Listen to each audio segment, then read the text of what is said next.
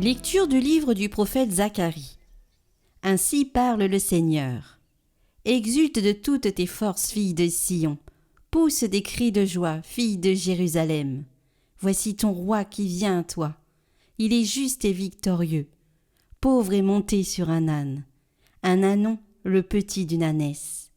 Ce roi fera disparaître d'Éphraïm les chars de guerre, et de Jérusalem les chevaux de combat. Il brisera l'arc de guerre et il proclamera la paix aux nations. Sa domination s'étendra d'une mer à l'autre et de l'Euphrate à l'autre bout du pays.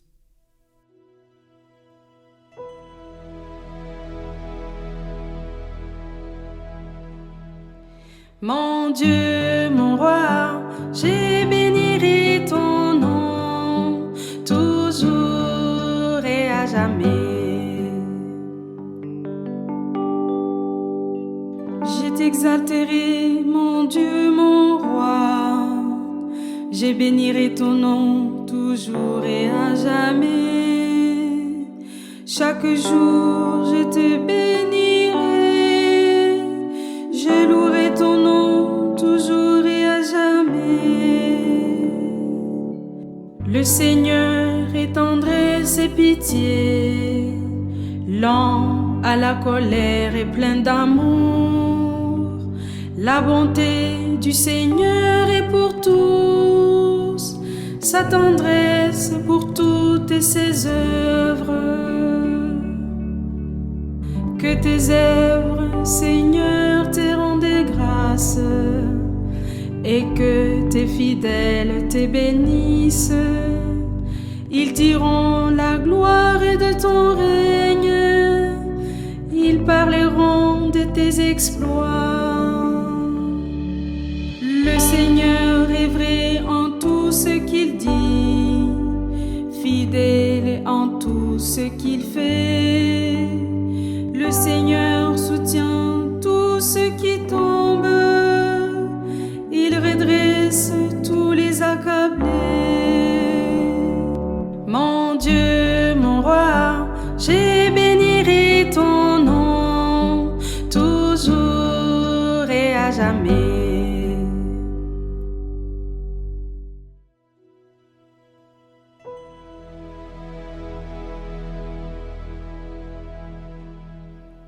Lecture de la lettre de saint Paul apôtre aux Romains. Frères, vous n'êtes pas sous l'emprise de la chair, mais sous celle de l'Esprit, puisque l'Esprit de Dieu habite en vous. Celui qui n'a pas l'Esprit du Christ ne lui appartient pas. Mais si l'Esprit de celui qui a ressuscité Jésus d'entre les morts habite en vous, celui qui a ressuscité Jésus, le Christ, d'entre les morts, donnera aussi la vie à vos corps mortels, par son Esprit qui habite en vous. Ainsi donc, frères, nous avons une dette, mais elle n'est pas envers la chair, pour devoir vivre selon la chair. Car si vous vivez selon la chair, vous allez mourir.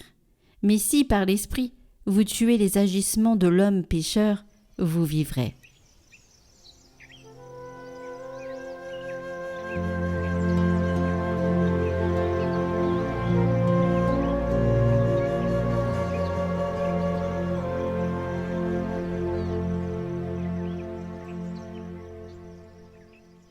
Évangile de Jésus-Christ selon saint Matthieu. En ce temps-là, Jésus prit la parole et dit : Père, Seigneur du ciel et de la terre, je proclame ta louange. Ce que tu as caché aux sages et aux savants, tu l'as révélé aux tout petits. Oui, Père, tu l'as voulu ainsi dans ta bienveillance. Tout m'a été remis par mon Père.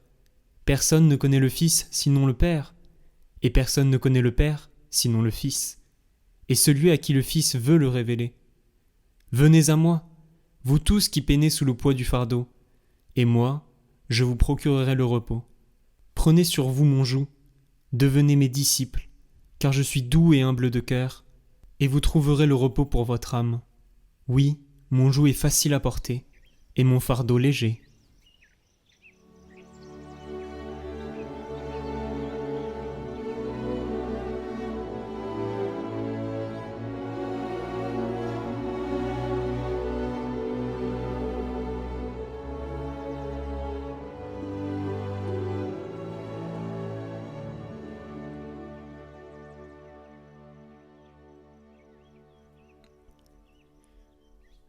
Bonjour à tous.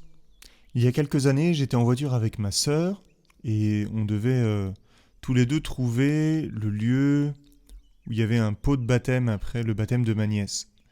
Et donc il s'agissait de trouver une maison dans un village perdu en Vendée, dans une région de la France. Et on avait de vagues indications. On savait que c'était la deuxième à gauche dans le village.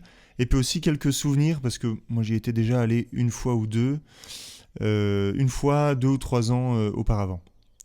Et du coup, on se dit, c'est la deuxième à gauche, mais à partir de où? Est-ce que c'était la deuxième à gauche à partir de l'entrée du village ou à partir de la place de la mairie?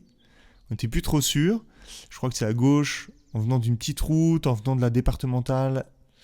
Bref, ma sœur savait pas trop. Moi, je lui dis, écoute, laisse tomber, je crois que je vais me souvenir.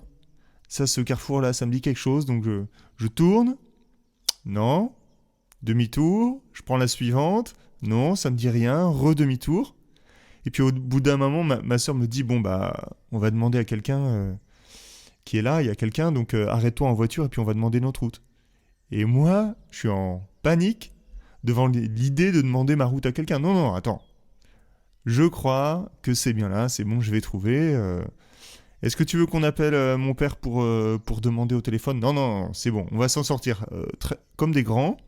Moi, je suis déjà venu, j'ai été scout, on va pas se déconcentrer avec tes conseils, on va trouver tout seul. Et puis finalement, ma sœur a eu ma peau, on a fini par s'arrêter sur la place du village, et puis il y a quelqu'un qui nous a montré quelle était la maison, puis finalement on a pu arriver sans problème.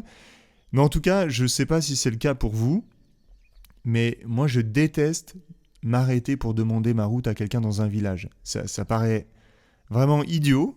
Et pourtant, je pense que c'est une question de fierté mal placée.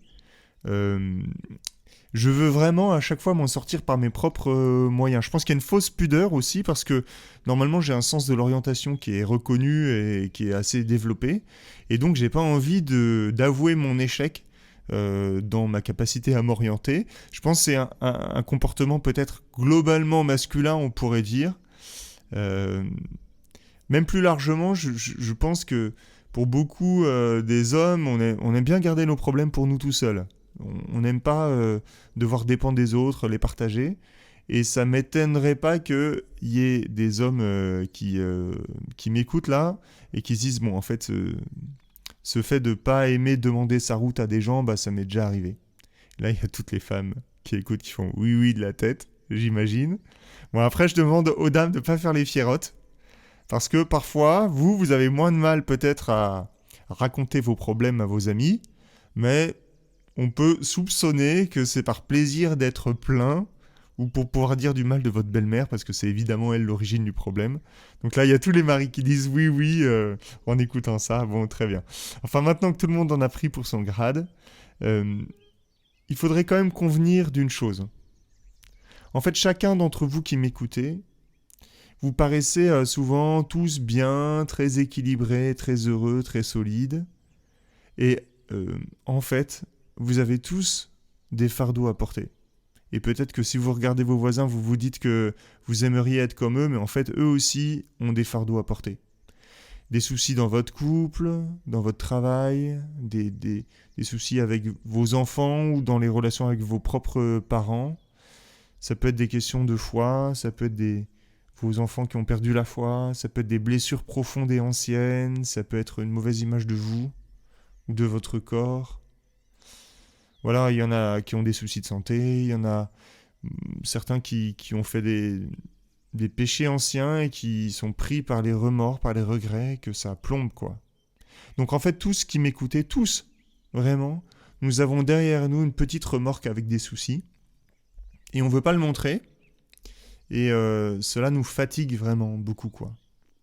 Et comme moi, quand j'étais au volant avec ma sœur, on ne veut pas partager ses problèmes, on veut les garder pour nous, comme si rien n'était, parce que c'est peut-être une question de fierté, et que aussi on veut s'en sortir tout seul, en fait, on manque d'humilité.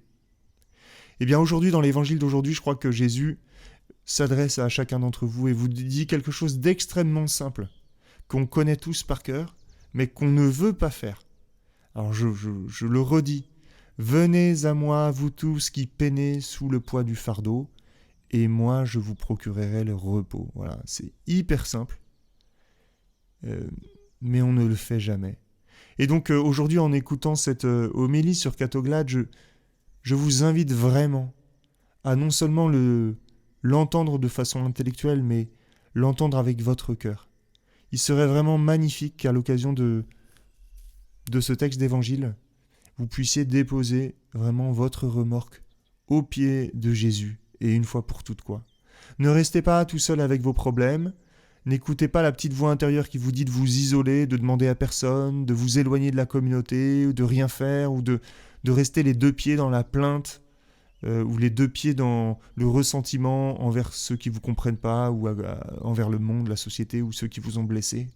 En fait, Jésus peut faire et veut faire quelque chose pour vous. Il peut vous aider.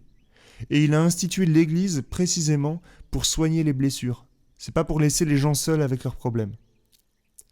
Alors du coup, voilà, il va pas supprimer tous vos problèmes, mais il va vous donner la force de les porter. Il va pas enlever tout le poids de la vie, mais il va vous enlever le poids dans le cœur. Il va vous enlever l'angoisse du cœur.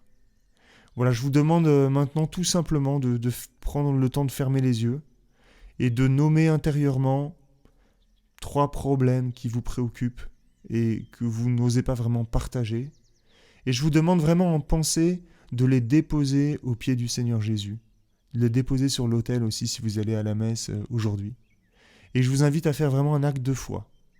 Regardez Jésus qui prend votre fardeau et avec le pain et le vin, si vous allez à la messe, il va les offrir à son Père. Il va en faire un pain de vie. Voilà, vous pouvez maintenant ouvrir vos cœurs et vous sentez le repos que Jésus vous procure. Il est le seul à pouvoir vous donner le vrai repos de l'âme. Et comment ne pas lui demander de nous faire devenir vraiment ses disciples. Voilà, c'est ce que nous souhaitons tous. Et je vous le souhaite aussi. Que le Seigneur vous bénisse. Au nom du Père, du Fils et du Saint-Esprit. Amen.